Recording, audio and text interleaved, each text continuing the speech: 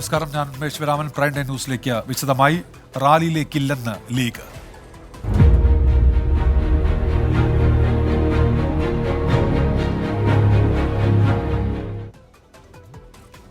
Palestine ഐക്യദാർഢ്യം പ്രഖ്യാപിച്ച് കൂടുതൽ റാലികൾ നടത്താൻ CPIM ഐക്യദാർഢ്യ സദസ്സിലേക്ക് മുസ്ലിം ലീഗ് ക്ഷണം നിരസിച്ചെങ്കിലും നീക്കം രാഷ്ട്രീയമായി ഗുണം ചെയ്തെന്ന സംസ്ഥാന കമ്മിറ്റിയുടെ വിലയിരുത്തലിന് പിന്നാലെയാണ് തീരുമാനം.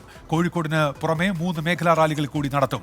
തിരുവനന്തപുരം, തൃശൂർ, മലപ്പുറം ജില്ലകളിൽ റാലികൾ നടത്താനാണ് ആലോചന. വിഷയത്തിൽ കോൺഗ്രസിന് നയമില്ല എന്ന ആരോപണം കടുപ്പിക്കണമെന്ന് CPIM-ൽ അഭിപ്രായമുണ്ട്.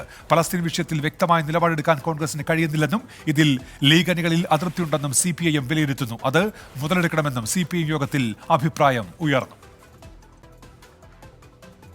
CPIM-ന്റെ പലസ്തീൻ ഐക്യദാർഢ്യ സദസ്സിൽ പങ്കെടുക്കേണ്ടെന്ന് തീരുമാനിച്ച് മുസ്ലിം ലീഗ്. UDF-ന്റെ ഭാഗമായതുകൊണ്ട് സാങ്കേതിക തടസ്സമുണ്ട് എന്നാണ് വിശദീകരണം. പരിപാടിയിലേക്ക് ക്ഷണിച്ചതിൽ CPIM-നെ നന്ദി അറിയിക്കുന്നതായി മുസ്ലിം ലീഗ് ദേശീയ ജനറൽ സെക്രട്ടറി PK കുഞ്ഞാലിക്കുട്ടി വ്യക്തമാക്കി. 2 ദിവസം നീണ്ട സസ്പെൻസിന് ഫുൾ സ്റ്റോപ്പ്. കോഴിക്കോട് ചേർന്ന നേതൃയോഗത്തിനു ശേഷം PK കുഞ്ഞാലിക്കുട്ടി നിലപാട് വ്യക്തമാക്കി. CPM ക്ഷണം ഞങ്ങൾക്ക് വന്നിട്ടുണ്ട്. UDF-ലെ ഒരു കക്ഷി എന്നുള്ള നിലക്ക് ഞങ്ങൾക്ക് സാങ്കേതികമായി ഇപ്പോൾ ആ പരിപാടിയിൽ പങ്കെടുക്കാൻ കഴിയില്ല. ഞങ്ങൾക്ക് വരാൻ കഴിയാത്തത് ഇന്നതുകൊണ്ടാണ്. നിങ്ങൾ വിളിച്ചത് എല്ലാ കല്യാണത്തിനും പോവോ? അല്ല, ടീച്ചർ ചോദിച്ചേക്കട്ടെ. ചിലപ്പോൾ പോകാൻ കഴിയില്ലല്ലോ. അപ്പം എന്താ ചെയ്യുക? നന്ദി പറയും. CPIM-ന്റെ ക്ഷണത്തെ രാഷ്ട്രീയ മുതലെടുപ്പിനുള്ള ശ്രമമായി കാണുന്നുണ്ടോ എന്ന ചോദ്യത്തിന് മറുപടിയില്ല. പലസ്തീൻ വിഷയത്തിൽ പ്രാദേശിക രാഷ്ട്രീയത്തിനപ്പുറം എല്ലാവരും ഒന്നിക്കണമെന്നും CPIM-ന്റെ റാലിക്ക് ആശംസകൾ അറിയിക്കുന്നതായും PK കുഞ്ഞാലിക്കുട്ടി. ഞങ്ങൾക്ക് നന്ദിയുണ്ട്. അവർ നല്ല പരിപാടി നടത്തട്ടെ. അതിൽ മതസംഘടനകളൊക്കെ പങ്കെടുക്കുന്നുണ്ട്. ഞങ്ങൾ നേരത്തെ പറഞ്ഞ കാരണങ്ങളാൽ വളരെ സന്തോഷം. എല്ലാവരും കൂടുതൽ പിന്തുണയും ശക്തിയും സംഭരിച്ചുകൊണ്ട് പലസ്തീൻ കോസിൻ്റോടൊപ്പം നിൽക്കുന്നത് ഞങ്ങൾക്ക് സന്തോഷമാണ്. റാലിയിൽ പങ്കെടുക്കുമെന്ന് ET മുഹമ്മദ് ബഷീർ പറഞ്ഞിരുന്നു. ഇത് പലസ്തീൻ വിഷയത്തിന്റെ ഗൗരവം കൊണ്ടാണ് എന്ന് നേതൃത്വം ഇന്ന് വിശദീകരിച്ചു. ഏക സിവിൽ കോഡിനെതിരെ CPIM സംഘടിപ്പിച്ച ദേശീയ സെമിനാറിലേക്കുള്ള ക്ഷണവും നേരത്തെ ലീഗ് തള്ളിയിരുന്നു. കോൺഗ്രസ് സമ്മർദ്ദം വിജയം കണ്ടു എന്നതിന്റെ തെളിവാണ് മുസ്ലിം ലീഗ് CPIM റാലിയിൽ നിന്ന് വിട്ടുനിൽക്കുന്നത്. ഈ നീക്കത്തിലൂടെ ലോക്സഭാ തെരഞ്ഞെടുപ്പിൽ കൂടുതൽ സീറ്റ് വേണമെന്ന ആവശ്യം ശക്തമാക്കാൻ ലീഗും ലക്ഷ്യമിടുന്നുണ്ട്. കോഴിക്കോട് നിന്ന് സമീർ C മുഹമ്മദ്, 24. CPIM-ന്റെ പലസ്തീൻ ഐക്യദാർഢ്യ സദസ്സിൽ പങ്കെടുക്കില്ലെന്ന് മുസ്ലിം ലീഗ് പ്രഖ്യാപിച്ചത് കോൺഗ്രസിന് വലിയ ആശ്വാസമായി. ഇതുവരെ നടന്ന ചർച്ചകളോട് കാര്യമായി പ്രതികരിക്കാതിരുന്ന കോൺഗ്രസ് നേതൃത്വം ലീഗ് ഔദ്യോഗിക നിലപാട് പ്രഖ്യാപിച്ചതിന് പിന്നാലെ ആവേശത്തോടെ രംഗത്തെത്തി. ലീഗിന്റെ മറുപടി UDF-ന്റെ ശക്തി തെളിയിക്കുന്നതാണെന്ന് പ്രതിപക്ഷ നേതാവ് VD സതീശൻ പറഞ്ഞു. തലയ്ക്ക് വെളിവില്ലാത്തതുകൊണ്ടാണ് CPIM ലീഗിനെ ക്ഷണിച്ചത് എന്നായിരുന്നു KPCC അധ്യക്ഷൻ K സുധാകരന്റെ പ്രതികരണം. CPIM സംഘടിപ്പിക്കുന്ന പരിപാടിയിൽ പങ്കെടുക്കുമെന്ന് മുസ്ലിം ലീഗിന്റെ മുതിർന്ന നേതാവ് ET മുഹമ്മദ് ബഷീർ പ്രഖ്യാപിച്ചതാണ് കോൺഗ്രസിനെ അങ്കലാപ്പിലാക്കിയത്. പങ്കെടുക്കണോ വേണ്ടയോ എന്ന കാര്യം UDF-ൽ ചർച്ച ചെയ്യേണ്ടതില്ലെന്ന് മുസ്ലിം ലീഗ് സംസ്ഥാന ജനറൽ സെക്രട്ടറി PMA സലാമും പറഞ്ഞതോടെ കോൺഗ്രസ് കൂടുതൽ പ്രതിസന്ധിയിലായി. അതിനിടെ KPCC അധ്യക്ഷന്റെ പട്ടിപ്പരാമർശം വിവാദമാവുകയും ചെയ്തു. ഇതോടെ മുസ്ലിം ലീഗ് CPIM-ന്റെ ക്ഷണം സ്വീകരിക്കുമെന്ന തോന്നൽ ശക്തമായി. പട്ടിപ്പരാമർശത്തിലെ വിവാദം തണുപ്പിക്കാൻ K സുധാകരൻ ലീഗ് നേതൃത്വത്തെ നേരിട്ട് വിളിച്ചു. തിരക്കിട്ട ചർച്ചകൾ നടത്തി. ഒടുവിൽ CPIM പരിപാടിയിൽ പങ്കെടുക്കില്ലെന്ന് ലീഗ് അറിയിച്ചതോടെ കോൺഗ്രസ് നേതാക്കളുടെ പ്രതികരണം ഇങ്ങനെ. ഈ തീരുമാനം പുറത്തു വന്നതോടുകൂടി സംശയമുള്ളവർക്ക് മനസ്സിലായല്ലോ UDF-ന്റെ ശക്തി എത്രയാണെന്ന്. അതിൻ്റെ കരുത്തും പരസ്പരമുള്ള ബന്ധങ്ങളും ഏറ്റവും ശക്തിയുള്ളതാണ് എന്ന് എല്ലാവർക്കും ഒന്നും കൂടി സംശയം ഉള്ള കുറച്ച് പേർക്ക് അത് ബോധ്യപ്പെട്ടതിൽ എനിക്ക് സന്തോഷമുണ്ട്. മുസ്ലിം ലീഗിന് ഞാനിതൊക്കെ ഞങ്ങൾക്കറിയാം. മുസ്ലിം ലീഗ് പോകുമെന്ന് ഞങ്ങൾ ഒരിക്കലും വിശ്വസിച്ചിട്ടില്ല. ഈ ക്ഷണിച്ച ആളുകൾക്ക് തലക്ക് സുഖമില്ലാത്തതുകൊണ്ട് ക്ഷണിച്ചതാ മുസ്ലിം ലീഗിനെ. അല്ലാണ്ട് മുസ്ലിം ലീഗ് എന്ന് പറയുന്ന രാഷ്ട്രീയ പ്രസ്ഥാനം എത്ര വർഷത്തെ പാരമ്പര്യമാണ് UDF-ന്റെ. അവർ ഞങ്ങളെ വിട്ടുപോകുമോ? മുൻപും CPIM പരിപാടിയിൽ പങ്കെടുക്കാനുള്ള അർദ്ധസമ്മതം പ്രകടിപ്പിച്ച് അവസാന നിമിഷം ലീഗ് പിന്മാറിയിട്ടുണ്ട്. എന്നാൽ ഇത്തവണ CPIM-ന് രാഷ്ട്രീയ നേട്ടമുണ്ടാക്കാൻ ലീഗിലെ ചില നേതാക്കളുടെ പ്രതികരണങ്ങൾ സഹായിച്ചുവെന്ന് കോൺഗ്രസിനുള്ളിൽ കുറ്റപ്പെടുത്തലുകളും ഉയർന്നു. 24 തിരുവനന്തപുരം. പലസ്തീൻ ഐക്യദാർഢ്യ റാലിയിൽ മുസ്ലിം ലീഗ് പങ്കെടുക്കില്ലെങ്കിൽ വിവാദം നേട്ടമായി എന്ന വിലയിരുത്തലാണ് CPIM. ലീഗിൽ ആശയക്കുഴപ്പമുണ്ടാക്കാൻ വിവാദമിടയാക്കി. UDF-ൽ ആഭ്യന്തര സംഘർഷം കൂട്ടാൻ പുതിയ സംഭവവികാസങ്ങൾ വഴിയൊരുക്കിയെന്നും CPIM കരുതുന്നുണ്ട്. പലസ്തീൻ ഐക്യദാർഢ്യ റാലിയിലേക്ക് ലീഗിന് CPIM കോണിചാരിയെന്ന ചർച്ചകൾക്ക് വലിയ ആയുസ്സുണ്ടായില്ലെങ്കിലും അത് സൃഷ്ടിച്ച ചലനത്തിന്റെ ആഘാതത്തിലാണ് കോൺഗ്രസ്. CPIM പരിപാടിയിൽ പങ്കെടുക്കാത്തത് സാങ്കേതികമെന്ന പ്രതികരണം മാത്രമായിരുന്നു PK കുഞ്ഞാലിക്കുട്ടിയുടേത്. റാലിയിലേക്കാണ് മുസ്ലിം ലീഗിനെ ക്ഷണിച്ചതെങ്കിലും അത് ഇടതുമുന്നണിയിലേക്കാണെന്ന വിലയിരുത്തൽ കോൺഗ്രസ് നേതൃത്വത്തിന്റെ നെഞ്ചിടിപ്പേറ്റി. CPIM ക്ഷണിച്ചാൽ റാലിയിൽ പങ്കെടുക്കുമെന്ന ET മുഹമ്മദ് ബഷീറിന്റെയും അതിനെ ന്യായീകരിച്ച PMA സലാമിന്റെയും വാക്കുകൾ കോൺഗ്രസിനെ വെട്ടിലാക്കി. UDFൽ ആശയക്കുഴപ്പം സൃഷ്ടിക്കുന്നതാണ് ലീഗ് നേതാക്കളുടെ പ്രതികരണങ്ങളെന്ന് കോൺഗ്രസ് നേതൃത്വം പാണക്കാട് സാദിഖ് അലി ശിഹാബ് തങ്ങളെ അറിയിച്ചു. റാലിയിൽ പങ്കെടുക്കാതിരിക്കാൻ ലീഗിനുമേൽ കോൺഗ്രസ് സമ്മർദ്ദം ചെലുത്തിയെന്ന് CPIM പറയുന്നു. ഇങ്ങനൊരു നിലപാട് കോൺഗ്രസ് സ്വീകരിച്ചു. അതിനെ തള്ളിപ്പറയാനാണ് യഥാർത്ഥത്തിൽ മുസ്ലിം ലീഗ് ചെയ്യേണ്ടിയിരുന്നത്. ഇത് കോൺഗ്രസിന്റെ രാഷ്ട്രീയ സമീപനത്തിന്റെ ഭാഗമാണ്. അത് മനസ്സിലാക്കാനെങ്കിലും മുസ്ലിം ലീഗിന് കഴിയട്ടെ എന്നാണ് ഞങ്ങൾ ആഗ്രഹിക്കുന്നത്. ഏക സിവിൽ കോഡിനും പൗരത്വ നിയമ ഭേദഗതിക്കുമെതിരായ സമരങ്ങളിൽ മുസ്ലിം ലീഗിനെ ഒപ്പം കൂട്ടാൻ CPIM ശ്രമിച്ചിരുന്നു. പക്ഷേ അന്ന് കൈകൊടുക്കാൻ ലീഗ് തയ്യാറായില്ല.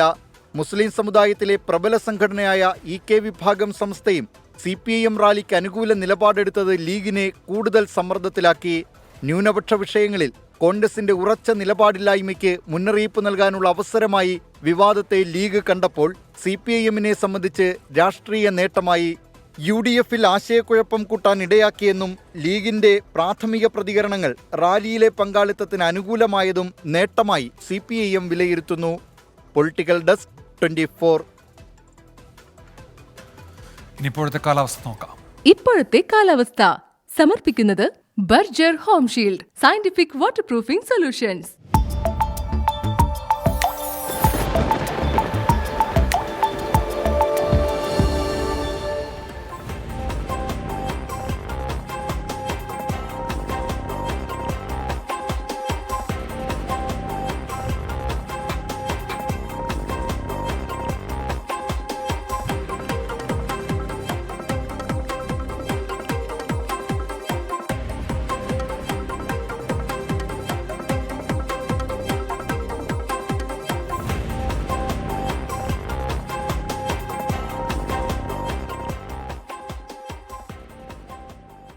പ്രൈം ടൈം ന്യൂസിലേക്ക് തിരികെ. ആര്യടൻ ഷൗക്കത്തിനെതിരെ അച്ചടക്ക സമിതി.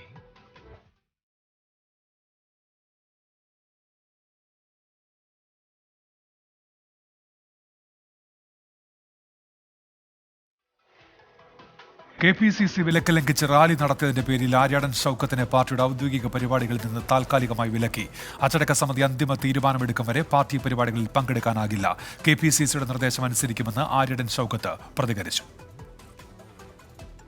വിഷയത്തിൽ ആര്യാടൻ ഷൗക്കത്തിന്റെ മറുപടി തൃപ്തികരമല്ലെന്ന് വിലയിരുത്തിയ അച്ചടക്ക സമിതി വീണ്ടും വിശദീകരണം തേടും. വിമത നീക്കം നടത്തിയ നേതാക്കൾക്കെതിരെ കർശന നടപടി വേണമെന്നാണ് അച്ചടക്ക സമിതിയിലെ പൊതുവികാരം. ഇക്കാര്യത്തിൽ അന്തിമ തീരുമാനം ഉണ്ടാകുന്നതുവരെ ആര്യാടൻ ഷൗക്കത്ത് കോൺഗ്രസിന്റെ ഔദ്യോഗിക പരിപാടികളിൽ പങ്കെടുക്കരുതെന്ന് KPCC ആവശ്യപ്പെട്ടു. പാർട്ടി നിർദ്ദേശം പൂർണ്ണമായും പാലിക്കുമെന്നാണ് വിലക്കിനോടുള്ള ഷൗക്കത്തിന്റെ പ്രതികരണം.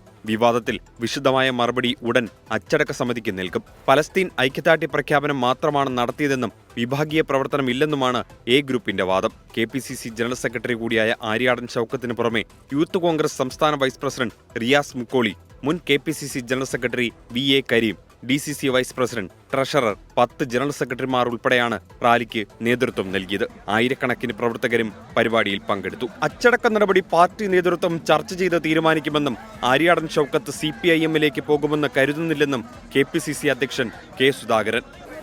അതൊക്കെ പാർട്ടി തലത്തിൽ ചർച്ച ചെയ്യുള്ളൂ. പാർട്ടി തലത്തിൽ തീരുമാനമെടുക്കും. നിങ്ങളോട് ഒന്നുമില്ല, അങ്ങനെയൊന്നും ഞങ്ങൾ പ്രതീക്ഷിക്കുന്നില്ല. പക്ഷേ നടപടികളൊക്കെ പാർട്ടി തലത്തിൽ നമ്മൾ ചെയ്യും. ആര്യാടൻ ഷൗക്കത്തിനെതിരെ ശക്തമായ നടപടി വേണമെന്ന DCCയുടെ ആവശ്യവും ഇന്നു ചേർന്ന സംസ്ഥാന അച്ചടക്ക സമിതി പരിഗണിച്ചു. 24 തിരുവനന്തപുരം. സുൽത്താൻ ബത്തേരി തെരഞ്ഞെടുപ്പ് കോഴക്കേസിൽ BJP സംസ്ഥാന അധ്യക്ഷൻ KS സുരേന്ദ്രന് ക്രൈംബ്രാഞ്ചിന്റെ നോട്ടീസ്. ഈ മാസം 14-ന് അന്വേഷണ ഉദ്യോഗസ്ഥന് മുന്നിൽ ചോദ്യം ചെയ്യലിന് ഹാജരാക്കാൻ നിർദ്ദേശം. CK ജാനുവിനെ NDA സ്ഥാനാർത്ഥിയാക്കാൻ കോഴ നൽകി എന്നാണ് കേസ്. ഈ മാസം 14-ന് രാവിലെ 11 മണിക്ക് കൽപ്പറ്റ SP ഓഫീസിലെ ക്രൈംബ്രാഞ്ച് സെക്ഷനിൽ ചോദ്യം ചെയ്യലിന് എത്താനാണ് KS സുരേന്ദ്രനോട് ആവശ്യപ്പെട്ടിട്ടുള്ളത്. അന്വേഷണ ചുമതലയുള്ള DYSP R മനോജ് കുമാറിന്റെ പേരിലാണ് നോട്ടീസ്. സുൽത്താൻ ബത്തേരി മണ്ഡലത്തിൽ NDA സ്ഥാനാർത്ഥിയാകാൻ CK ജാനുവിന് KS സുരേന്ദ്രൻ പണം നൽകിയെന്നാണ് കേസ്. തിരുവനന്തപുരത്തെ സ്വകാര്യ ഹോട്ടലിൽ വെച്ച് 10 ലക്ഷവും സുൽത്താൻ ബത്തേരിയിൽ വെച്ച് 40 ലക്ഷവും കൈമാറിയെന്ന് ആരോപണം. MSF സംസ്ഥാന പ്രസിഡന്റ് PK നവാസാണ് പരാതിക്കാരൻ. JRP നേതാവായിരുന്ന പ്രസീത അഴീക്കോടാണ് മാധ്യമങ്ങൾക്ക് മുന്നിൽ കോഴയാരോപണം ഉന്നയിച്ചത്. കെ സുരേന്ദ്രനും പ്രസീതയും തമ്മിലുള്ള ഫോൺ സംഭാഷണം പുറത്തു വന്നിരുന്നു. ഫോറൻസിക് പരിശോധനയിൽ ശബ്ദം കെ സുരേന്ദ്രന്റേത് തന്നെയെന്ന് വ്യക്തമാവുകയും ചെയ്തു. 24 വയനാട്. കാസർഗോഡ് പൈവളികെ സഹകരണ ബാങ്ക് തെരഞ്ഞെടുപ്പിൽ CPIM UDF സഖ്യത്തിനെതിരെ CPI BJP പാനലിന് ജയം. പാനൽ രൂപീകരണത്തിൽ CPIMുമായുള്ള തർക്കത്തെ തുടർന്നാണ് CPI BJPക്കൊപ്പം ചേർന്നത്. തെരഞ്ഞെടുപ്പ് ഫലം പുറത്തുവന്നതിന് പിന്നാലെ CPIക്കെതിരെ CPIM പ്രതിഷേധവുമായി തെരുവിലിറങ്ങി.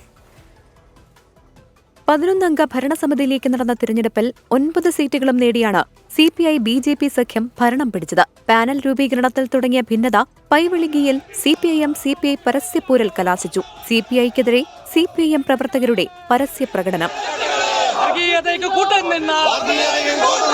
CPIM CPI UDF സംയുക്ത സഖ്യമാണ് നിലവിലെ ബാങ്ക് ഭരണസമിതി. പാനൽ രൂപീകരണത്തിൽ CPI കൂടുതൽ സീറ്റ് ആവശ്യപ്പെട്ടതാണ് ഭിന്നതയ്ക്കിടയാക്കിയത്.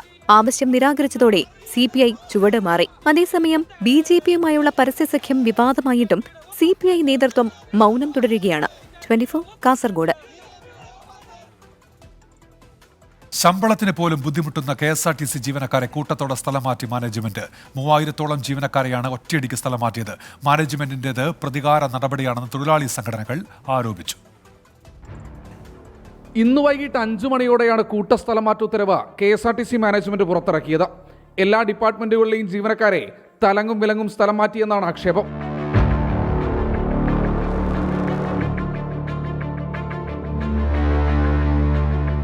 കണക്കുകൾ പ്രകാരം 3000-ലധികം ജീവനക്കാർക്ക് സ്ഥലം മാറ്റമുണ്ട്. 1578 ഡ്രൈവർമാരും 1348 കണ്ടക്ടർമാരും സ്ഥലംമാറ്റ പട്ടികയുടെ ഭാഗമായി. മെക്കാനിക്കൽ, മിനിസ്റ്റീരിയൽ വിഭാഗങ്ങളിലും കൂട്ടമായി തന്നെയാണ് ജീവനക്കാരെ മാനേജ്മെന്റ് സ്ഥലം മാറ്റിയിരിക്കുന്നത്. നേരത്തെ കൂട്ടസ്ഥലമാറ്റ ഉത്തരവിറക്കാൻ CMD ബിജു പ്രഭാകർ ശ്രമിച്ചിരുന്നുവെങ്കിലും വിവിധ യൂണിറ്റുകളുടെയും തൊഴിലാളി സംഘടനകളുടെയും എതിർപ്പിനെ തുടർന്ന് മാറ്റിവെക്കുകയായിരുന്നു. അന്യായമായ സ്ഥലമാറ്റ ഉത്തരവിനെതിരെ തൊഴിലാളി സംഘടനകളുടെ പ്രതിഷേധമുണ്ടാകുമെന്ന കാര്യം തീർച്ച. ശ്രീകുമാരൻ, 24 പത്തനംതിട്ട.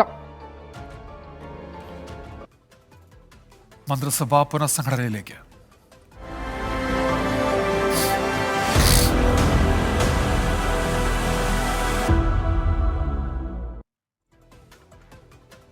നവകേരള സദസ്സിന് മുൻപ് മന്ത്രിസഭാ പുനഃസംഘടന വേണമെന്ന് കേരള കോൺഗ്രസ് ബി. ഇക്കാര്യം ആവശ്യപ്പെട്ട് കേരള കോൺഗ്രസ് ബി LDF നേതൃത്വത്തിന് കത്ത് നൽകി. വിഷയം ഈ മാസം 10 ചേരുന്ന മുന്നണി യോഗം ചർച്ച ചെയ്യും. ഈ മാസം 18 ആരംഭിച്ച് അടുത്ത മാസം 24 അവസാനിക്കുന്ന നവകേരള സദസ്സിന് ശേഷം മാത്രം മന്ത്രിസഭാ പുനഃസംഘടന മതിയെന്നായിരുന്നു മുഖ്യമന്ത്രി അടക്കമുള്ളവരുടെ നിലപാട്. ആന്റണി രാജുവും അഹമ്മദ് ദേവർഗോവിലും മാറി KB ഗണേഷ് കുമാറും കടന്നപ്പള്ളി രാമചന്ദ്രനുമാണ് മന്ത്രിസഭയിൽ എത്തേണ്ടത്. നേരത്തെയുള്ള ധാരണ പ്രകാരം തന്നെ മന്ത്രിസഭാ പുനഃസംഘടന വേണമെന്നാണ് കേരള കോൺഗ്രസ് ബിയുടെ ആവശ്യം. അതായത് മന്ത്രിമാരുടെ കേരള പര്യടനത്തിൽ ഗണേഷ് കുമാറും ഉണ്ടാകണം. കത്ത് മുഖേന ഇടതുമുന്നണി നേതൃത്വത്തോട് കേരള കോൺഗ്രസ് ബി ഇക്കാര്യം ആവശ്യപ്പെട്ടിട്ടുണ്ട്. ഇതുകൂടാതെ LJDയും അടുത്ത 2.5 വർഷം മന്ത്രിസ്ഥാനം ആവശ്യപ്പെട്ട് കത്ത് നൽകിയിരുന്നു. ഘടകകക്ഷികളുടെ ആവശ്യം ഈ മാസം 10 ചേരുന്ന ഇടതുമുന്നണി യോഗം ചർച്ച ചെയ്യും. പുനഃസംഘടന ആവശ്യപ്പെട്ട് കത്ത് നൽകിയ പാർട്ടികൾക്ക് ചർച്ച ചെയ്യാമെന്ന് മുന്നണി നേതൃത്വം ഉറപ്പ് നൽകിയിട്ടുണ്ട്. 24 തിരുവനന്തപുരം. ഛത്തീസ്ഗഡിൽ നിയമസഭാ തെരഞ്ഞെടുപ്പിന് 3 ദിവസം മാത്രം ബാക്കി നിൽക്കെ BJP നേതാവ് മാവോയിസ്റ്റ് ആക്രമണത്തിൽ കൊല്ലപ്പെട്ടു. BJPയുടെ നാരായൺപൂർ ജില്ലാ ഉപാധ്യക്ഷൻ രത്തൻ ദുബെയാണ് കൊല്ലപ്പെട്ടത്. കൗശൽ നഗറിലെ തെരഞ്ഞെടുപ്പ് പ്രചാരണത്തിനിടെയാണ് ദുബൈക്ക് നേരെ ആക്രമണം ഉണ്ടായത്. സംസ്ഥാനത്ത് ആദ്യഘട്ട വോട്ടെടുപ്പ് നടക്കുന്ന മാവോയിസ്റ്റ് ബാധിത മേഖലകളിൽ കനത്ത സുരക്ഷ നിലനിൽക്കെയാണ് ആക്രമണമുണ്ടായത്. കൗശൽ നഗറിലെ തെരഞ്ഞെടുപ്പ് പ്രചാരണത്തിൽ പങ്കെടുക്കുകയായിരുന്നു നാരായൺപൂർ BJP ജില്ലാ ഉപാധ്യക്ഷൻ രത്തൻ ദുബൈ. ഇതിനിടയിലാണ് ഒരു സംഘം അക്രമികൾ ചേർന്ന് മഴു ഉപയോഗിച്ച് ദുബൈയെ വെട്ടിക്കൊലപ്പെടുത്തിയത്. സംഭവസ്ഥലത്ത് നിന്നും മഴു പോലീസ് കണ്ടെടുത്തിട്ടുണ്ട്. മാവോയിസ്റ്റ് ആക്രമണമാണോ ഇതിന് പിന്നിലെന്ന് അന്വേഷണത്തിന് ശേഷം മാത്രമേ സ്ഥിരീകരിക്കുവാൻ കഴിയൂവെന്ന് ബസ്തർ IG സുന്ദർരാജ് പറഞ്ഞു. പ്രദേശത്ത് കൂടുതൽ പരിശോധന പോലീസ് നടത്തിവരികയാണ്. അർദ്ധസൈനിക വിഭാഗത്തിന്റെ സഹായത്തോടെ പോലീസ് ഈ പ്രദേശത്തെ വനമേഖല കേന്ദ്രീകരിച്ച് തെരച്ചിൽ ആരംഭിച്ചിട്ടുണ്ട്. കഴിഞ്ഞ ഒക്ടോബർ 20-ന് BJP പ്രവർത്തകൻ ബിർജു തറം വെടിവയ്പിൽ കൊല്ലപ്പെട്ടതിന് പിന്നാലെയാണ് ഇപ്പോൾ ദുബൈയുടെ കൊലപാതകവും. നവംബർ 7-ന് ആദ്യഘട്ട തെരഞ്ഞെടുപ്പ് നടക്കുന്ന 20 മണ്ഡലങ്ങളിലും CRPFനെ വിന്യസിച്ചുകൊണ്ട് അതീവ സുരക്ഷയാണ് ഒരുക്കിയിരിക്കുന്നത്. 24 ഡൽഹി. അസഫ കാലം കുറ്റക്കാരനെന്ന് കോടതി.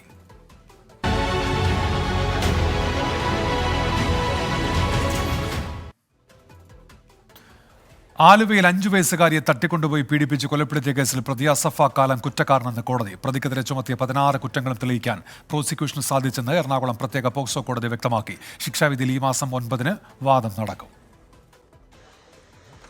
കേരളത്തിൽ ഏറ്റവും വേഗത്തിൽ വിചാരണ നടന്ന കേസാണിത്. ഒക്ടോബർ 4-നാണ് പ്രാഥമിക വാദം തുടങ്ങിയത്. പല ദിവസങ്ങളിലും രാവിലെ 10 മണിക്ക് ആരംഭിച്ച വിചാരണ രാത്രി 8 വരെ നീണ്ടു. 43 സാക്ഷികളെ വിസ്തരിച്ചു. 10 തൊണ്ടിമുതലുകളും 95 രേഖകളും ഹാജരാക്കി. പ്രതിക്കെതിരെ ചുമത്തിയ 16 വകുപ്പുകളും സംശയാതീതമായി തെളിഞ്ഞതായി വ്യക്തമാക്കിയാണ് എറണാകുളം പ്രത്യേക പോക്സോ കോടതി ജഡ്ജ് കെ സോമന്റെ വിധി. പ്രതിക്ക് മാനസിക പ്രശ്നങ്ങളുണ്ടെന്ന പ്രതിഭാഗത്തിന്റെ വാദം പ്രോസിക്യൂഷൻ തള്ളി. ഇതുപോലെ ഒരു കേസിൽ കൊലപാതകം കഴിഞ്ഞ് കൊച്ചിന്റെ മുഖത്ത് ഗ്രാനൈറ്റ് സ്റ്റോൺ എടുത്ത് വെച്ച് ക്രൂരമായി കൊലപ്പെടുത്തിയ ശേഷം അയാൾ തിരിച്ചു വന്ന് ചെയ്യുന്നത് ഒന്നും സംഭവിക്കാത്ത പോലെ കൈ കഴുകുക എന്നുള്ളതാണ്. അപ്പം അത് ഒരു കുറ്റകൃത്യം നടന്നതിന് ശേഷവും അയാൾക്ക് ഒരു മാനസികമായ ഒരു ബുദ്ധിമുട്ടും ഇല്ല എന്നുള്ളതിന്റെ ഒരു സൂചനയാണ് കാണിക്കുന്നത്. എറണാകുളം റൂറൽ എസ് പിയുടെ നേതൃത്വത്തിലുള്ള അന്വേഷണ സംഘം 34 ദിവസത്തിലാണ് പഴുതടച്ചുള്ള കുറ്റപത്രം സമർപ്പിച്ചത്. പ്രതിക്ക് പരമാവധി ശിക്ഷ ലഭിക്കുമെന്നാണ് പ്രതീക്ഷയെന്ന് റൂറൽ എസ് പി.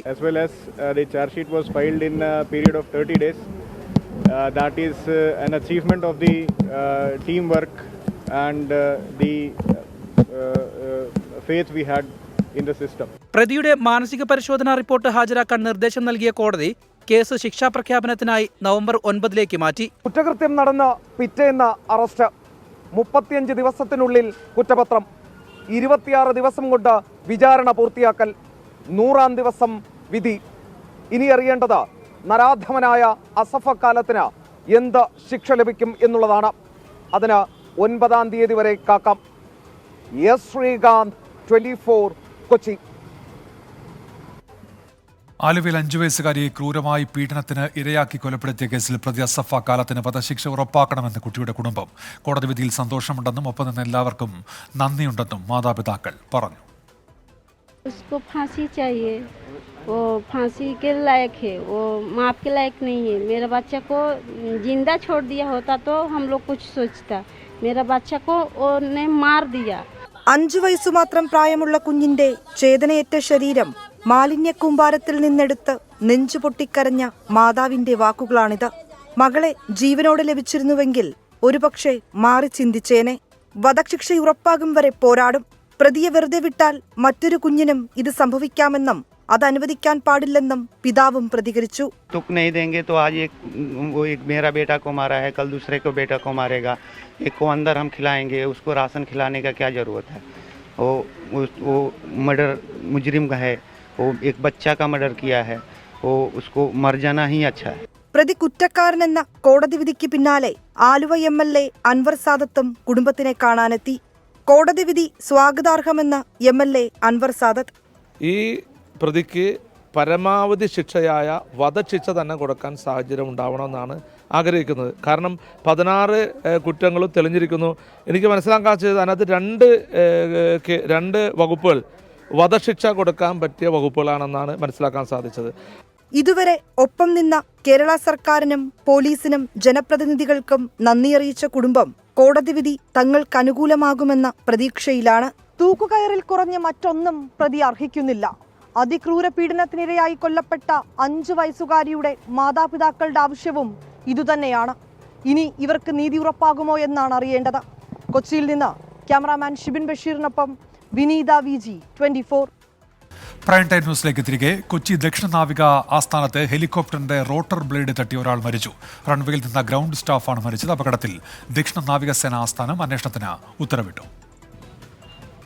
ഇന്നുച്ചയ്ക്ക് 2 മണിയോടെയായിരുന്നു അപകടം. അറ്റകുറ്റപ്പണിക്ക് ശേഷം പരിശോധന പറക്കലിനായി തയ്യാറെടുക്കുന്നതിനിടെ ഹെലികോപ്റ്റർ മറിഞ്ഞു വീണു. ഈ സമയം റൺവേയിൽ നിന്നിരുന്ന ഗ്രൗണ്ട് സ്റ്റാഫ് യോഗീധർ സിംഗിന്റെ ശരീരത്തിൽ ഹെലികോപ്റ്ററിന്റെ റോട്ടർ ബ്ലേഡ് തട്ടുകയായിരുന്നു.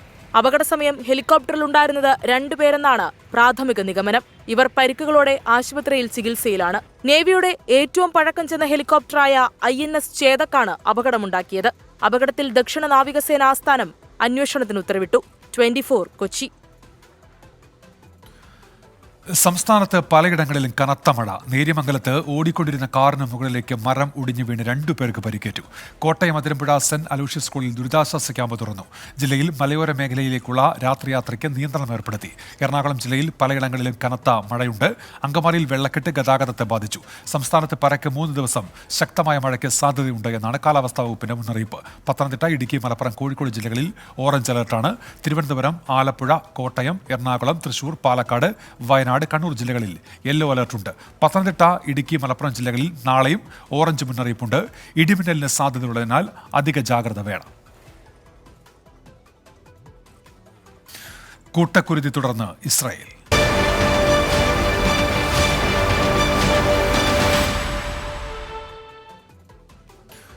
ഗസയിൽ ആക്രമണം കടുപ്പിച്ച് ഇസ്രായേൽ. ഗസയിൽ തുടരുന്ന ജനങ്ങൾക്ക് നഗരം വിടാൻ 3 മണിക്കൂർ നേരത്തേക്ക് ഹൈവേ തുറന്നു നൽകുമെന്ന് സൈന്യം അറിയിച്ചു.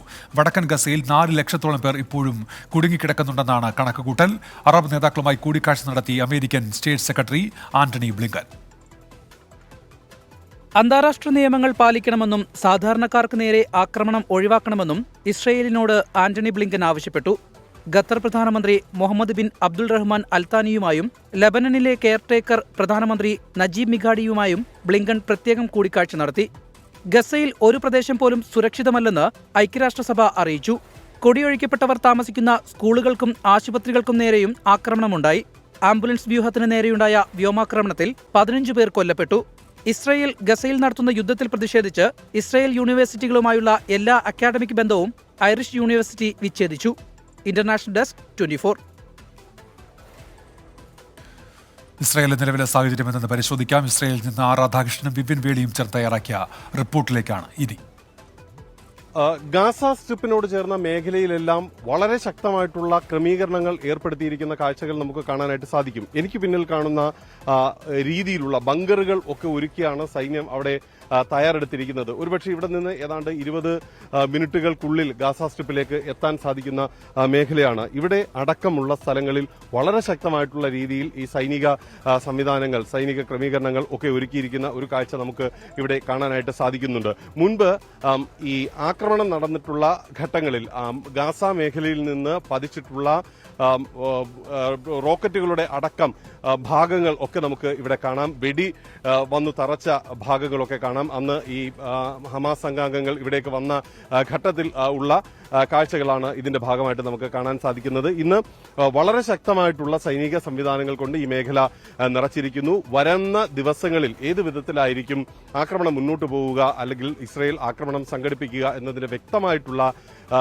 രൂപങ്ങളും തെളിവുകളുമാണ് നമുക്ക് ഈ മേഖലകളിൽ നിന്നൊക്കെ ലഭിക്കുന്നത്. വളരെ പ്രധാനപ്പെട്ട കാര്യം ഈ തുരങ്കങ്ങൾ കേന്ദ്രീകരിച്ചുകൊണ്ടുള്ള തിരച്ചിൽ, അതാണ് ഇപ്പോൾ ഈ ഇസ്രായേലി സൈന്യം പ്രാധാന്യം നൽകുന്നത്. കാരണം അങ്ങനെ തുരങ്കങ്ങൾ കണ്ടെത്താൻ സാധിച്ചാൽ ഈ ഹമാസിന്റെ ഏറ്റവും പ്രധാനപ്പെട്ട പ്രതിരോധം ആ തുരങ്കങ്ങൾ കേന്ദ്രീകരിച്ചാണ് ഉള്ളത് എന്ന് അവർ കരുതുന്നു. ഈ ഒരു സാഹചര്യത്തിലാണ് ആ വിധത്തിലുള്ള ശ്രമങ്ങൾ ഇതിനു വേണ്ടിയിട്ട് നടക്കുന്നത്. ഏതായാലും മരണസംഖ്യ വലിയ രീതിയിൽ ഉയരുന്നു എന്നുള്ളത് വിഷമകരമായിട്ടുള്ള ഒരു സാഹചര്യമാണ്. അവിടെ നിന്നുള്ള ആശുപത്രികളുടെ കാര്യത്തിലൊക്കെ വളരെ ബുദ്ധിമുട്ടുണ്ടാകുന്ന വിധത്തിലേക്ക് എത്തുന്നു. ഇന്ധനമില്ലാത്ത അവസ്ഥ, വെളിച്ചമില്ലാത്ത അവസ്ഥ, വൈദ്യുതി ഇല്ലാത്തത് മൂലമുള്ള പ്രശ്നങ്ങൾ, വെള്ളം ഇല്ലാത്ത അവസ്ഥ, ഇതൊക്കെ വരും ദിവസങ്ങളിൽ എങ്ങനെ മുന്നോട്ട് പോകും എന്നതിനെ സംബന്ധിച്ചൊരു വ്യക്തതയുമില്ല.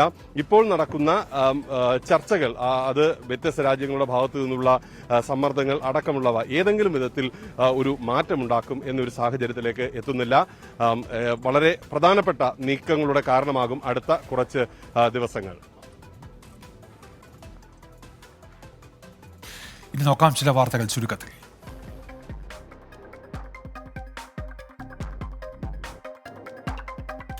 കോഴിക്കോട് വടകരയിൽ 2 കുട്ടികൾ ഉൾപ്പെടെ 9 പേർക്ക് തേനീച്ചയുടെ കുത്തേറ്റു. 2 പേരുടെ നില ഗുരുതരം.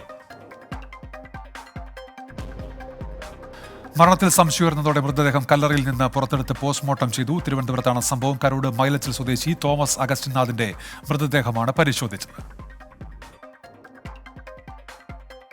കളമശ്ശേരി സ്ഫോടനത്തിൽ കൊല്ലപ്പെട്ട 12 വയസ്സുകാരി ലിബിനയ്ക്ക് നാടുവിട ചൊല്ലി. കൊരട്ടിയിലെ സെമിത്തേരിയിലായിരുന്നു സംസ്കാരം. കളമശ്ശേരി ബോംബ് സ്ഫോടനവുമായി ബന്ധപ്പെട്ട വ്യാജ പ്രചാരണത്തിൽ സംസ്ഥാനത്താകെ രജിസ്റ്റർ ചെയ്തത് 54 കേസുകൾ. നിരവധി വ്യാജ പ്രൊഫൈലുകൾ കണ്ടെത്തിയെന്ന് പോലീസ്. കൂടുതൽ കേസുകൾ മലപ്പുറത്ത്. തമിഴ്നാട്ടിലെ വെല്ലൂരിൽ ഇരുമ്പ് മാലിന്യം കത്തിക്കുന്നതിനിടെ പൊട്ടിത്തെറി. ഒരാൾ മരിച്ചു. മരിച്ചത് വെല്ലൂർ കാട്പാടി സ്വദേശി വിനായകമൂർത്തി.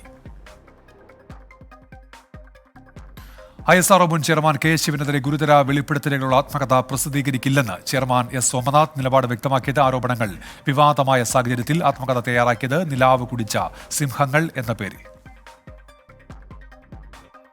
വ്യവസായി മുകേഷ് അംബാനിക്ക് വധഭീഷണി അയച്ച കേസിൽ 2 പേർ അറസ്റ്റിൽ. തെലങ്കാന സ്വദേശി ഗണേഷ് രമേശ് വൻവർത്തി, മുംബൈ സ്വദേശി ഷബാദ് ഖാൻ എന്നിവരെയാണ് മുംബൈ ക്രൈംബ്രാഞ്ച് പിടികൂടിയത്.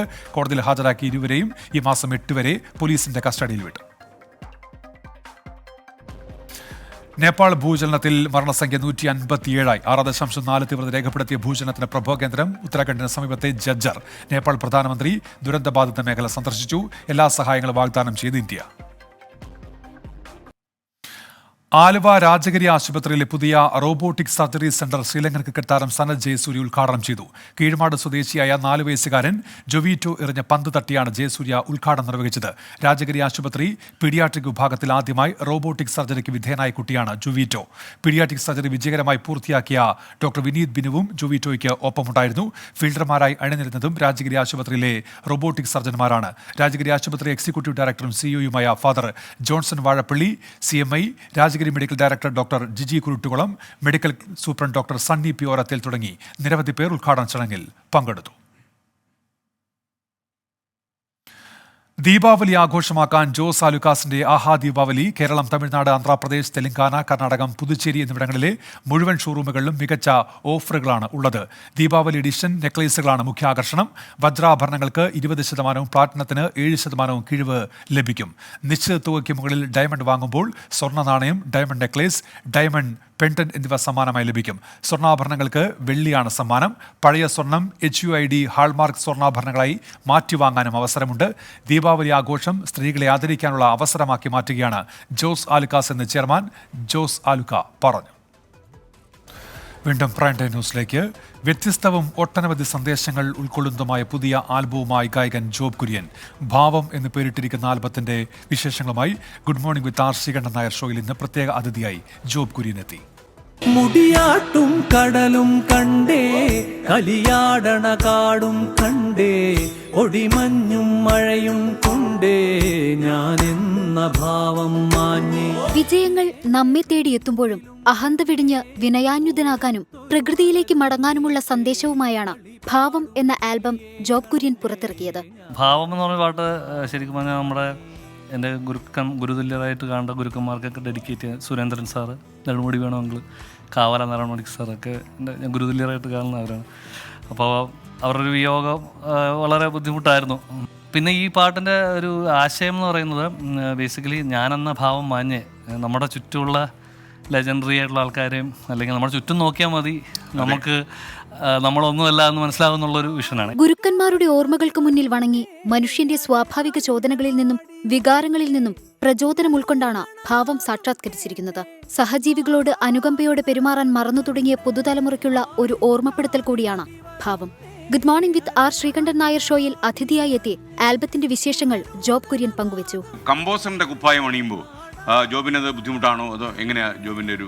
ഞാൻ സാർ ആക്ച്വലി അങ്ങനെ സെപ്പറേറ്റ് ആയിട്ട് കാണാറില്ല. നമ്മുടെ തന്നെ ഒരു എക്സ്പ്രഷനാണ് പാടുന്നതായാലും കമ്പോസ് ചെയ്യുന്നതായാലും. കമ്പോസ് ചെയ്യാൻ ഇഷ്ടമാണ്. അപ്പോൾ മനസ്സിൽ വരുന്ന ട്യൂണുകളും അതിൻ്റെ അറേഞ്ച്മെൻറ്റും ഒക്കെ അതങ്ങ് ഹരമായിട്ട് അങ്ങനെ ചെയ്യുന്നതാണ് സാർ. അതിപ്പം എല്ലാം ഒന്ന് തന്നെയാണെന്ന് ഞാൻ വിശ്വസിക്കുന്നത്. ഏങ്ങണ്ടിയൂർ ചന്ദ്രശേഖരന്റെ വരികൾക്ക് സംഗീതം നൽകിയതും ആലപിച്ചതും ജോബ് കുര്യനാണ്. മനോഹരമായി ദൃശ്യവൽക്കരിച്ച ആൽബത്തിന്റെ സംവിധാനം അഖിൽ PS ആണ്. 24 പ്രേക്ഷകർക്കായി തന്റെ പ്രശസ്തങ്ങളായ ഗാനങ്ങൾ ആലപിച്ചാണ് ജോബ് കുര്യൻ മടങ്ങിയത്. ഒത്തുപിടിക്കുന്നതാരാന്നേ, തീയാടാൻ തിറയാടാൻ മാണിക്കക്കാവിലുറഞ്ഞാടാൻ ന്യൂസ് ഡെസ്ക് 24. ഏത്തുപിടിക്കണതോനാന്ന് നേരാന്നേ നേരാന്നേ കുട്ടിനു വന്നതവനാന്നേ. ഇനി കാണാം ഈ ലോകം.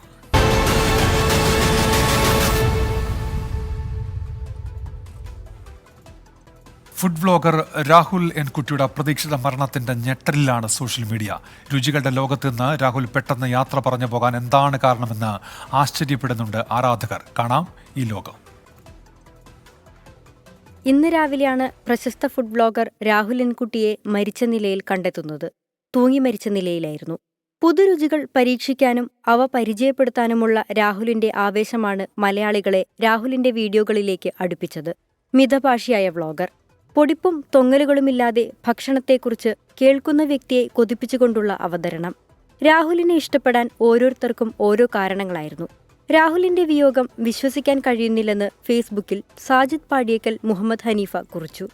സഹോദര, നിന്നെ ഒരുപാട് മിസ് ചെയ്യുമെന്നാണ് അരവിന്ദ് കൃഷ്ണ രാഹുലിന്റെ ചിത്രം പങ്കുവച്ചുകൊണ്ട് കുറിച്ചത്.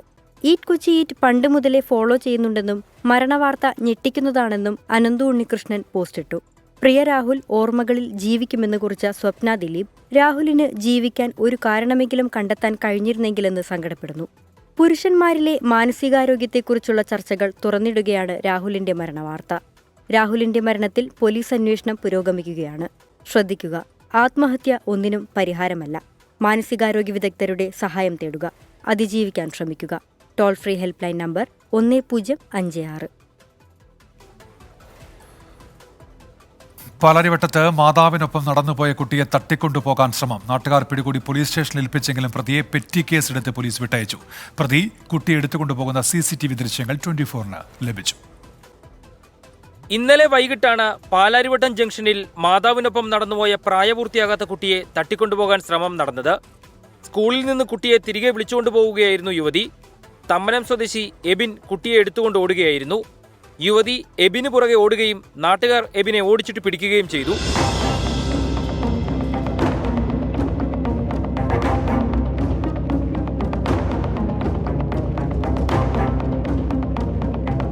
കഴിഞ്ഞ ദിവസം ഇതര സംസ്ഥാന തൊഴിലാളിയുടെ കുട്ടിയെയും എബിൻ തട്ടിക്കൊണ്ടുപോകാൻ ശ്രമം നടത്തിയിരുന്നു. നാട്ടുകാർ പിടികൂടി പ്രതിയെ പാലാരിവട്ടം പോലീസിന് കൈമാറിയെങ്കിലും മദ്യപിച്ച് പൊതുസ്ഥലത്ത് ബഹളമുണ്ടാക്കിയതിനാണ് പോലീസ് കേസെടുത്തത്. യുവതി പരാതി നൽകാത്തതിനാൽ കൂടുതൽ വകുപ്പുകൾ പ്രകാരം കേസെടുക്കാനാകില്ലെന്നായിരുന്നു പോലീസിന്റെ നിലപാട്. എന്നാൽ പട്ടാപ്പകൽ 2 കുട്ടികളെ തട്ടിക്കൊണ്ടുപോകാൻ ശ്രമിച്ച പ്രതിയെ പെറ്റി കേസെടുത്ത് വിട്ടയച്ച പാലാരിവട്ടം പോലീസിന്റെ നടപടിക്കെതിരെ കടുത്ത വിമർശനമാണ് ഉയരുന്നത്. എസ് ശ്യാംകുമാർ, 24, കൊച്ചി. തലശ്ശേരി കോടതിയിലെ ജഡ്ജിമാർക്കും അഭിഭാഷകർക്കും ജീവനക്കാർക്കും ശാരീരിക അസ്വസ്ഥതകളുണ്ടായത് സിക്ക വൈറസ് ബാധ മൂലമെന്ന് സ്ഥിരീകരണം. ആലപ്പുഴ വൈറോളജി ലാബിലെ പരിശോധനയിൽ ഒരാൾക്ക് സിക്ക വൈറസ് ബാധ സ്ഥിരീകരിച്ചു. ആശങ്കപ്പെടേണ്ട സാഹചര്യമില്ലെന്നും പ്രതിരോധ പ്രവർത്തനങ്ങൾ ശക്തമാക്കിയെന്നും ആരോഗ്യമന്ത്രി വീണ ജോർജ് അറിയിച്ചു. തലശ്ശേരി ജില്ലാ കോടതിയിൽ ജഡ്ജിമാരും ജീവനക്കാരും അഭിഭാഷകരും ഉൾപ്പെടെ 100ഓളം പേർക്കാണ് പനിയും അലർജിയും അടക്കമുള്ള ആരോഗ്യ പ്രശ്നങ്ങളുണ്ടായത്. രോഗലക്ഷണങ്ങളുണ്ടായവരിൽ ഒരാൾക്ക് സിക്ക വൈറസ് ബാധ സ്ഥിരീകരിച്ചു. ആലപ്പുഴ വൈറോളജി ലാബിൽ നടത്തിയ പരിശോധനാ ഫലമാണ് പുറത്തുവന്നത്. 23 പേരുടെ സാമ്പിളുകളാണ് പരിശോധനയ്ക്ക് അയച്ചത്. കൂടുതൽ പരിശോധനാ ഫലം ഇനിയും ലഭിക്കാനുണ്ട്. 10 പേരുടെ സാമ്പിളുകളാണ് വിവിധ പരിശോധനകൾക്കായിട്ട് അയച്ചത്. അതിലെല്ലാ തരത്തിലുള്ള പരിശോധനകൾ, ഡെങ്കി പരിശോധിച്ചു, സ്ക്രബ് ഫീവറിൻ്റെത് പരിശോധിച്ചു, അതുപോലെ സിക്ക അതിലൊന്നായിരുന്നു. ഒരാൾക്ക് 28 വയസ്സുള്ള ഒരാൾക്കാണ് സിക്ക സ്ഥിരീകരിച്ചത്. മൈൽഡാണ്, മറ്റു കുഴപ്പങ്ങളൊന്നുമില്ല. ഒരാളിൽ സിക്ക വൈറസ് ബാധ സ്ഥിരീകരിച്ചതോടെ കൂടുതൽ പേരെ പരിശോധിക്കാൻ ആരോഗ്യവകുപ്പ് തീരുമാനിച്ചു. ഇഡിസ് കൊതുക് പരത്തുന്ന രോഗമാണ് സിക്ക. കോടതി പരിസരം അണുവിമുക്തമാക്കി. ശുചീകരണ പ്രവർത്തനങ്ങളും പുരോഗമിക്കുകയാണ്. വ്യാപകമായി അസുഖബാധയുണ്ടായതിനെ തുടർന്ന് കോടതി 2 ദിവസം അടച്ചിട്ടിരുന്നു. 24, കണ്ണൂർ. കോൺഗ്രസിന്റെ മുതിർന്ന നേതാവ് മണിശങ്കർ അയ്യർ കേരളീയം വേദിയിലെത്തിയതിൽ KPCCക്ക് കടുത്ത അതൃപ്തി. പാർട്ടി തീരുമാനം അവഗണിച്ചാണ് മണിശങ്കർ അയ്യർ പരിപാടിയിൽ പങ്കെടുത്തത് എന്നാരോപിച്ച് സംസ്ഥാന നേതൃത്വം AICCക്ക് പരാതി നൽകി. സാമ്പത്തിക പ്രതിസന്ധിക്കിടയിലെ ധൂർത്ത് ആക്ഷേപിച്ച് കേരളീയം ബഹിഷ്കരിച്ച സംസ്ഥാന കോൺഗ്രസിന് തിരിച്ചടിയാണ് മണിശങ്കർ അയ്യരുടെ സാന്നിധ്യം. പരിപാടിയിൽ പങ്കെടുക്കുന്ന കാര്യം നേരത്തെ അറിയിച്ചിരുന്നുവെന്നും മറുപടി ലഭിച്ചത് അവസാന ദിവസമാണെന്നും Manishankar Iyer. I have nevertheless decided to come here, not in order to be an indisciplined congressman, but because Panchayati Raj, in a genuine sense, started in Kerala only after Rajiv Gandhi's act, as amended, had been passed by Parliament. കേരളത്തിലെ പഞ്ചായത്തി രാജ് സംവിധാനം കൂടുതൽ മെച്ചപ്പെട്ടതാകണമെന്ന സെമിനാറിൽ മണിശങ്കർ അയ്യർ അഭിപ്രായപ്പെട്ടു. പാർട്ടിയെ ധിക്കരിച്ച പരിപാടിയിൽ പങ്കെടുത്ത മണിശങ്കർ അയ്യർക്കെതിരെ നടപടി ആവശ്യപ്പെട്ട് KPCC സമീപിച്ചതായി VD സതീശൻ. അദ്ദേഹം ഒരു പഴയ കേന്ദ്രമന്ത്രിയും പഴയ കോൺഗ്രസ് നേതാവുമാണ്. അദ്ദേഹത്തെ KPCC പ്രസിഡന്റ് അറിയിച്ചു. അദ്ദേഹം ധിക്കരിച്ചിട്ടാണ് വന്നത്. ഞങ്ങളതിനെക്കുറിച്ച് ഒരു കമ്പനി ഞങ്ങൾ AICC അറിയിച്ചിട്ടുണ്ട്. അപ്പോൾ അവർ പറഞ്ഞു നിങ്ങളൊന്നും പ്രതികരിക്കേണ്ട എന്നാണ് പറഞ്ഞിരിക്കുന്നത്. മണിശങ്കർ കേരളീയത്തിൽ പങ്കെടുത്തതിൽ സംസ്ഥാന നേതൃത്വത്തിന് വിയോജിപ്പുണ്ടെങ്കിലും നിരന്തരം സെമിനാറുകളിൽ പങ്കെടുക്കുന്ന ആളായതിനാൽ AICC നടപടിയെടുക്കാൻ സാധ്യതയില്ല. 24 തിരുവനന്തപുരം. ഇതോടെ പ്രൈം ടൈം ന്യൂസ് പൂർത്തിയാവുകയാണ്. ലോകത്തെവിടെയായാലും ഏത് സമയത്തും 24 വാർത്തകളും ഓഗ്മെന്റഡ് റിയാലിറ്റി പാക്കേജുകളും എക്സ്പ്ലെയിനറുകളും വിശദമായി കാണാൻ ഞങ്ങളുടെ യൂട്യൂബ് ചാനൽ നിങ്ങൾക്ക് സബ്സ്ക്രൈബ് ചെയ്യാം.